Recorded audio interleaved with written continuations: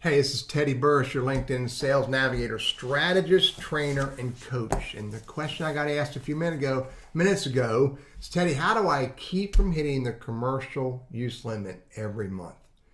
And I'm going to give you some ideas of how to beat that, and I'm going to give you some ideas how to make your searches much more productive.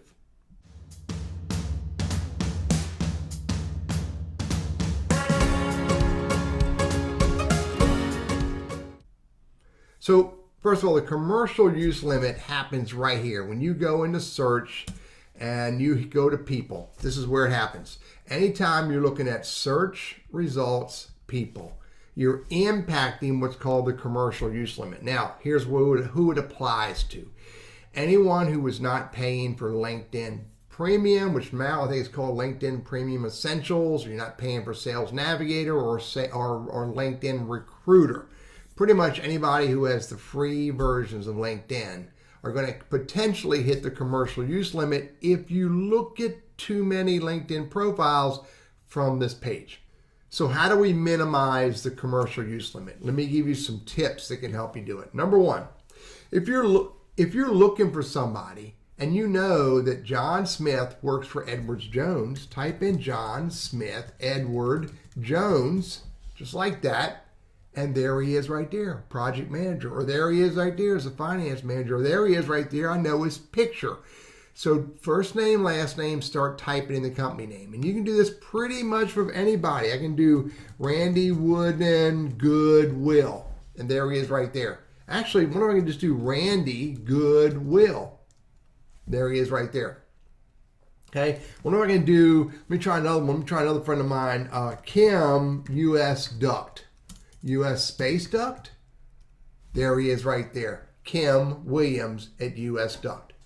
So type in just enough information, and it can be, it can be, if you want to, it can be, let's try this one, Kim Williams Marketing. Okay, and there's a bunch of Kim Williams, there's Kim Williams Marketing. So first name, last name, keyword or company name will pretty much drive it down to what you're looking for without going into the see all results, which is the search results people window.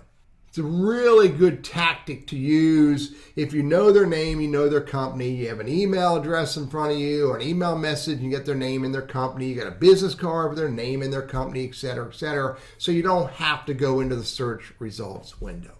All right, here's another one. Do your searching from the company page. So let's go to Goodwill Industries of Northwest North Carolina. Let's go to company. Now don't click here. I don't want you to click here. I want you to click right here, people. And in here, you can search employees by title, keyword, or school. So I can type in marketing. Okay? And these are all the people. Where are they? It's 33 people who had the word marketing in their profile somewhere, and here they are. Vanessa, Barbara, et cetera, et cetera, et cetera. But you know what? I can even do better than that. I can get rid of marketing, and I can say I want to find all the people who live in Charlotte, who work for Goodwill Industries, Northwest North Carolina. It's 25 people, and right down below these filters are those 25 people. By the way, this box right here is saying, go to Sales Navigator, Teddy. Pay for Sales Navigator if you're not paying for it. But I want to show you how to do this without Sales Navigator. So these are all the people who live in the Charlotte area who work for Goodwill Industries of Northwest North Carolina. Get that out of there. Look at the other filters you have. Not only where they live, but where they studied. You can also see what they do and what they studied. And the other two filters are, what are they skilled at and how are you connected? See, I have 27 first level connections and 126 second and 134 thirds. That's interesting. 250, 260, and 27. About 287. It's pretty close. Those numbers add up pretty close to this number. Anyway, go to the company page, click on people, search by title, keyword, or school, and then you can filter using these 6 filters right here, and the results will all be down below. Okay, here's the next one. The next one is, if you're going to go into search, click on search and hit enter. Click on people. Now, before you start scrolling through 810 million people, you want to do what Seth Godin says is drive your list down to the smallest viable audience. Now, here's my recommendations. Start with connections. Do you want to look for first level or second level? Don't look for both. Look for first or second, because the conversations with someone you're already connected with are going to be different than the conversations with someone you're not connected with. Additionally, if you're going to look for second, unless your search results are nil or nothing, don't pull in third. Pull into third only when you don't have enough good, worthwhile results to work. So look for second or third.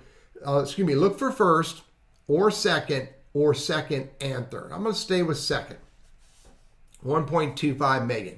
Now this is only the second level. It's not everybody who's second level to me, but it's what the algorithms say that they're most viable. The more I filter, the more it changes this list and adds more people to it and takes other people out. But let's filter a little bit more because 1.25 million is too big. The next thing I suggest you do is go for a region. Now, if you go for too large of a region, your list is still way too big. Now, I could leave it like that if I want, and I can go and then go to the next filter, and the next filter is over here, and here's what I suggest you do. Maybe go look at company, but you could have done that from the company page. Maybe past company, you can do that still. You could look for schools if you want to, if that's a relevant filter for you. But the next big one is industry. So I want to look for people who are in the professional training and coaching. Right here, I just selected it and show results. Now it's down to 20,000. Still too big. So what I need to do now is I need to look for some other filters. Let's go for another high-level filter. Then what I can do is come down here and look for title. So title here, second level, United States, professional training and coaching. Who do I want to talk with? Well, I want to talk with the owner or the president or, and by the way, you do ors, has to be uppercase, or V.P or vice president. And I need to put quotes around vice president. Actually, I'll put quotes around VP. I don't know if I have to, but I'm going to. And then show results. 20,000 just went down to 5,700. That's still too big. Now I'm using all the big primary filters. There are others, but I'm using all the big primary ones. And so now I need to squeeze it down a little tighter. What can I do? Instead of looking in the United States, let's go look in specific areas. Let's look in just North Carolina. 637. That's still pretty big, but that's way better than what it was. I might want to drive this down a little smaller. So if I'm going to drive it down a little smaller, then what I need to do is I need to go to Raleigh, North Carolina, and I need to go to Charlotte. These are just examples. And I need to go to Greensboro, and I need to get rid of North Carolina. So I got the three big cities. Let's go ahead and put in, what's the other one? Wilmington, North Carolina. Those are four big ones. Now I'm down to 333. Here's what's really important. If you're going to do a search and you're going to drive it down to the smallest viable audience, write this down. On this day, you did second level people search in these four locations for professional training and coaching industry, keywords VP, CEO, president, whatever you put in there. So you do this search and you work the search results before you go try doing another one, and work this one all the way through. Now there's one other tactic that you can do while you are here, and that would be to bookmark this. So you could bookmark that, put it in a folder where you know it's going to be, give it a name, and the name might be something at a level, second level / Wilmington / Charlotte / GSO / Raleigh / professional training / Prez. Save it so you can come back to it later. Now, if you've driven this down to what you think is the smallest viable audience, you start working this list. Now, here's one more tip. When you work a list, you don't click on it and come in and out of this list. You right click, open in a new tab. Right click, open in a new tab. Look at them and make sure that they appear to be the right kind of person. Right, if they are, right click, open in a new tab. Go all the way to the bottom of the list of 10. Then you go up here and you work from the list, the ones that you opened. And once you've worked the list that you've opened, then you close each tab once you work it, and then you go to page 2 and you keep going. This is the most efficient way to work a list to minimize, you can't eliminate, to minimize hitting the commercial use limit, or what's referred to as the profile viewing limitations. Those are the 3 big ways that I can recommend that you minimize hitting the commercial use limit. The only other way to get around the commercial use limit is to, again, use LinkedIn Sales Navigator, LinkedIn Premium Essentials, or LinkedIn Recruiter. Those cost money, but they could very well be worth the expense if you're getting the results from your prospecting on LinkedIn. I'm Teddy Burriss, your LinkedIn Sales Navigator strategist, trainer, and coach, and I hope this is helpful for you.